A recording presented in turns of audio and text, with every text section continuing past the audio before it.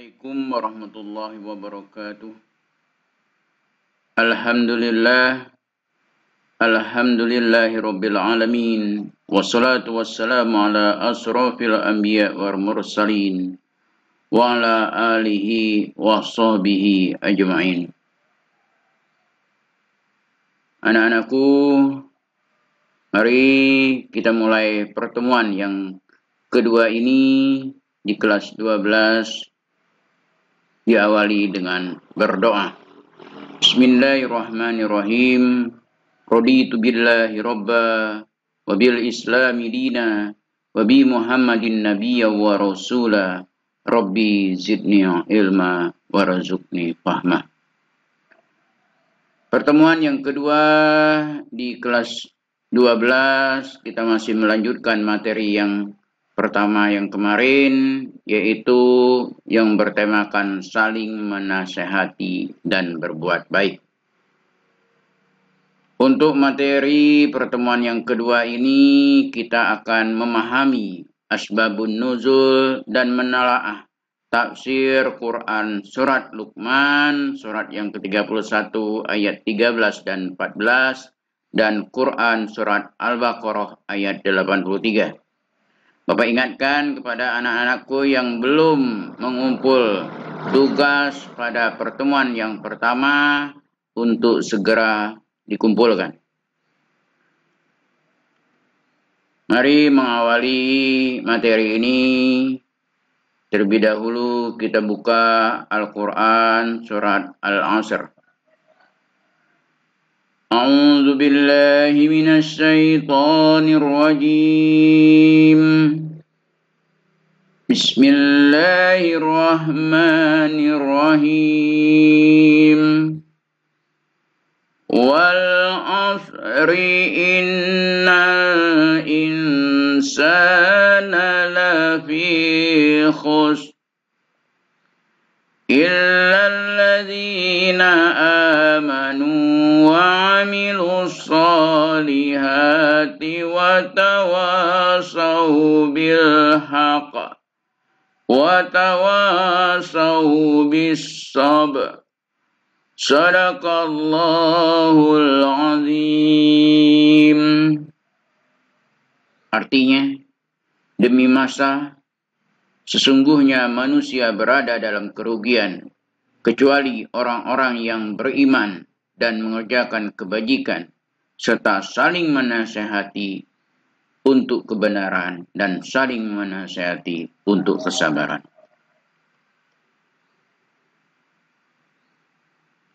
Kita pahami ayat Quran surat Luqman ayat 13 dan 14 dan surat Al-Baqarah ayat 83.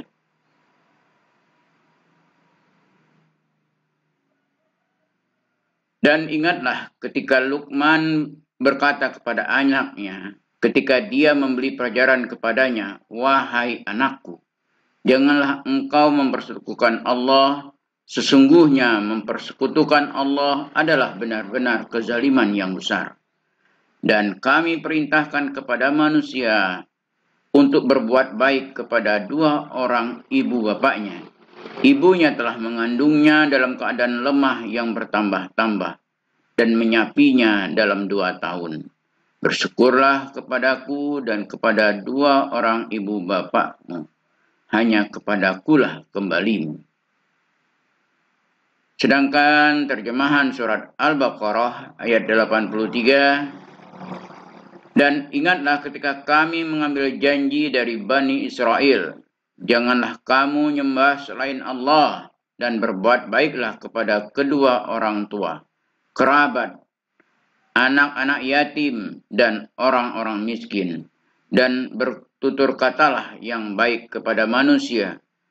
Laksanakanlah sholat dan tunaikan zakat. Tetapi kemudian kamu berpaling mengingkari, kecuali sebagian kecil dari kamu, dan kamu masih menjadi pembangkang.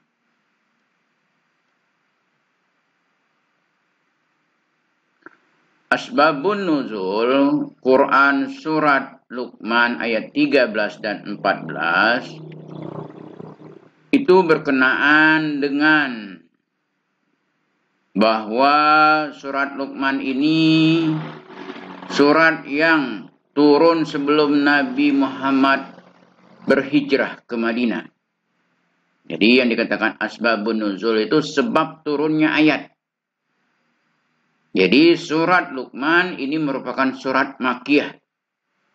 Dikatakan surat Luqman dikarenakan surat itu mengandung berbagai wasiat dan nasihat yang disampaikan Luqman kepada anaknya.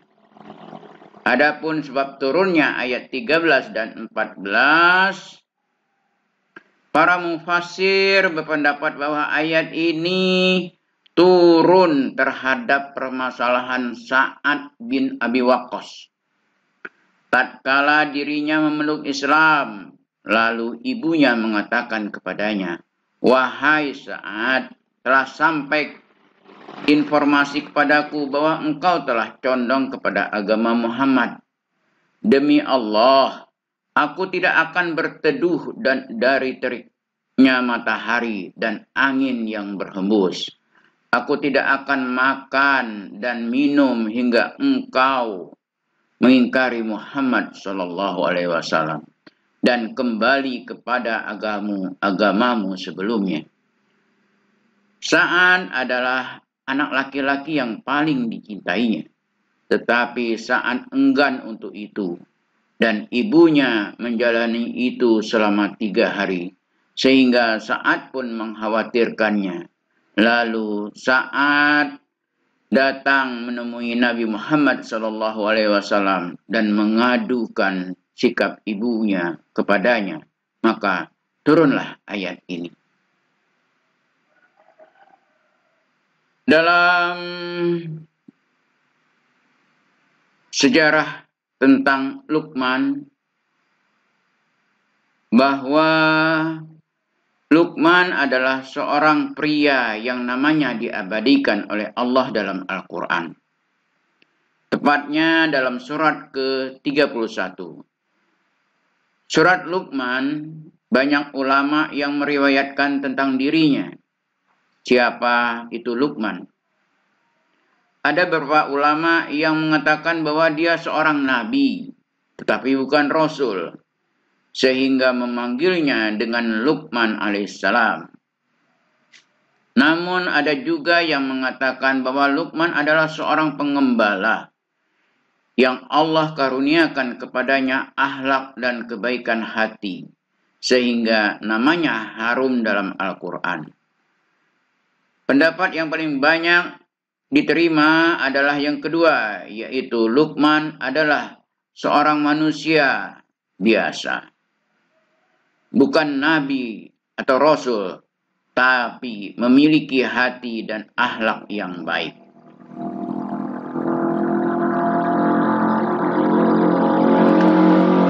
Sedangkan asbabun nuzul Quran surat Al-Baqarah ayat 83. Ayat ini diturunkan berhubungan dengan peristiwa Raja Najash dan para pendeta. Ketika mereka mendengar ayat Al-Quran ini dibaca di hadapan mereka, melelehlah air mata mereka karena yakin dan percaya terhadap isi kandungan ayat-ayat tersebut. Ayat ini turun sebagai ketegasan bahwa di antara ahli kitab Bani Israel ada juga yang beriman kepada Allah Subhanahu wa taala. Dan apa yang diturunkan kepada Nabi Muhammad sallallahu alaihi wasallam sekalipun jumlahnya sangat sedikit. Allah mengingatkan kepada Bani Israel mengenai beberapa perkara yang telah diperintahkan semenjak nenek moyang mereka, yaitu tidak menyekutukan Allah dan berbuat baiklah kepada ibu bapa, kaum kerabat, anak-anak yatim, dan orang-orang miskin. Serta berkata-katalah yang baik kepada manusia, mendirikan sholat, dan menunaikan zakat. Allah Subhanahu wa taala mengambil janji dari mereka untuk mengerjakan perintah tersebut. Namun kebanyakan mereka yang berpaling dan mengingkari semua itu secara sengaja. Sedangkan mereka mengetahui dan mengingatnya hanya segelintir Bani Israel yang memuji janji Allah Subhanahu wa taala. Selanjutnya Bapak akan tampilkan lagi hadis-hadis yang berhubungan dengan tema saling menasihati dan berbuat baik. Di antara hadis yang berbunyi, "Man ra'a minkum munkaron falyughayyirhu biyadihi, fa illam yastati fa bilisani, fa illam yastati fa biqalbi, wa zalika ad'aful iman." Yang artinya, barang siapa yang melihat kemungkaran, hendaklah ia mengubahnya dengan tangannya. Apabila tidak mampu, maka dengan lisannya. Dan jika tidak mampu, dengan hatinya. Dan itulah iman yang paling lemah. Yang kedua, hadis yang berbunyi, "Man kana yu'minu billahi wal yaumil akhir, fala ya'zi jarahu, wa man kana yu'minu billahi wal yaumil akhir falyakul khaira aw liyasmut." Yang artinya, barang siapa beriman kepada Allah dan hari akhir, maka janganlah menyakiti tetangganya. Dan barang siapa beriman kepada Allah dan hari akhir, hendaklah ia berkata yang baik. Kalau tidak dapat berkata yang baik, hendaklah diam saja. Kemudian hadis yang ketiga berbunyi, "Innallaha katabal insana ala kulli syai'in, fa iza qataltum fa ahsinul qitlata, wa iza zabahtum fa ahsinuz zabhatahu, wal yuhiddu ahadukum syafratahu wal yarih zabihata." Yang artinya, bahwasanya Allah mewajibkan berbuat baik terhadap segala sesuatu. Apabila kamu membunuh binatang, hendaklah membunuhnya dengan baik. Dan jika kamu menyembelih, sembelihlah dengan cara yang baik. Hendaklah seseorang di antara kamu menajamkan pisaunya dan cepatkanlah memati sembelihannya.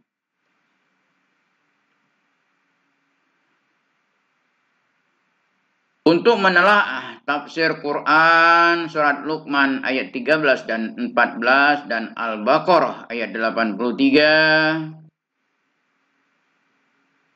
bahwa antara Quran surat Luqman dan surat Al-Baqarah terdapat hubungan sebagai berikut. Pertama, ajaran tauhid dan kesalehan pribadi dan sosial pada dasarnya sudah diajarkan sebelum Islam diturunkan kepada Nabi Muhammad SAW. Semenjak generasi awal Bani Israel yang termasuk dalamnya Luqman. Sebab beliau sedarah dengan Nabi Ayub dan hidup sezaman dengan Nabi Daud. Allah sudah mengikat janji mereka untuk bertauhid dan menjadi orang-orang yang soleh.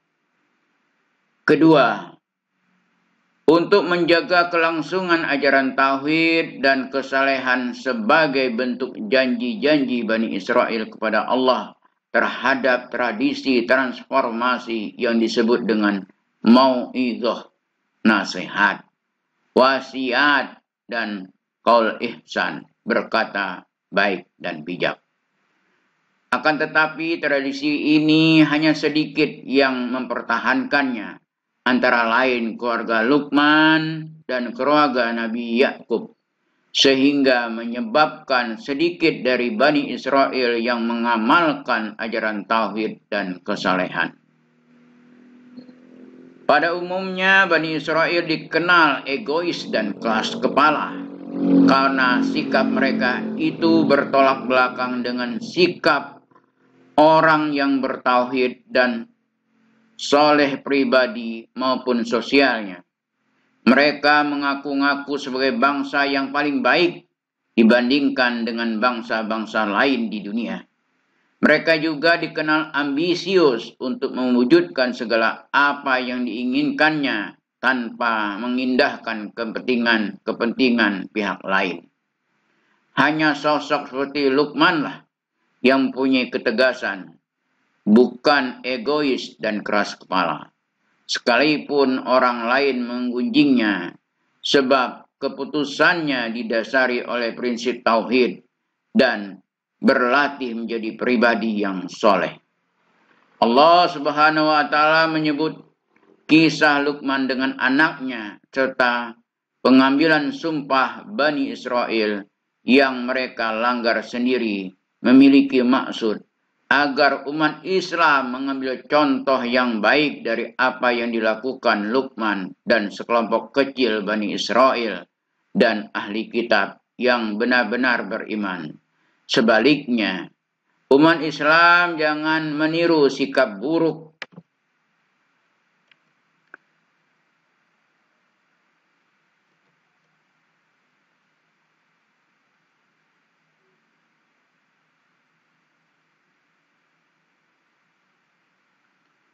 Allah Subhanahu wa Ta'ala menyebut kisah Luqman dengan anaknya serta pengambilan sumpah Bani Israel yang mereka langgar sendiri memiliki maksud agar umat Islam mengambil contoh yang baik dari apa yang dilakukan oleh Luqman dan kelompok kecil Bani Israel dan ahli kitab yang benar-benar beriman. Sebaliknya, umat Islam jangan meniru sikap buruk mayoritas Bani Israel yang egois serta keras kepala yang menolak nasihat, wasiat, dan ujaran kebajikan dari orang lain. Tafsir Quran Surat Luqman ayat 13 dan 14. Ayat tersebut mengandung pengertian bahwa hendaknya kita saling menasihati. Apabila di antara kita ada yang lengah dan akan berbuat kemaksiatan atau kejahatan, ataupun kemusyrikan, atau yang lainnya, kita berkewajiban mengingatkannya. Dalam hadis ditegaskan jika kita melihat suatu kemungkaran, maka kita diperintahkan untuk mengingatnya dengan tangan atau kekuasaan. Jika tidak mampu, maka dengan menggunakan lisan. Dan jika dengan lisan juga tidak mampu, hendaklah dengan mendoakannya agar tidak menjadi melakukan kemaksiatan atau kemungkaran. Sedangkan Quran Surat Al-Baqarah ayat 83 tafsirnya, ayat tersebut menegaskan bahwa kita sebagai orang yang beriman hendaknya senantiasa berbuat baik kepada kedua orang tua, kepada kerabat, kepada anak yatim, kepada orang miskin, berkata yang baik, mengerjakan sholat, dan menunaikan zakat. Sebagai orang yang beriman, kita hendaknya selalu berkata baik terhadap siapa saja, kapan saja. Seandainya tidak dapat berkata yang baik, kita dianjurkan supaya diam saja. Manusia senantiasa memiliki kekuatan, ambisi, peluang, dan kesempatan, serta pilihan untuk berbuat jahat ataupun berbuat baik. Perbuatan baik telah dirumuskan oleh moralitas, adat, hukum, dan agama, serta sejarah kehidupan manusia. Manusia tinggal menggalinya kembali dengan segenap potensi pemikiran dan kehendak yang ada. Perbuatan baik selamanya tidak akan pernah menimbulkan kerugian bagi manusia. Justru seluruh manusia berada dalam kerugian, kecuali yang beriman, beramal soleh, benar, sabar, dan selalu saling menasihati. Artinya, tanpa perbuatan baik, manusia akan merugi. Apabila kita membiasakan diri untuk berbuat kebaikan dan kebenaran, diri kita akan diikat dengan keuntungan dan keberkahan. Allah Subhanahu wa Ta'ala dan hambanya yang bertakwa senantiasa menghargai dan mendukung setiap perbuatan baik.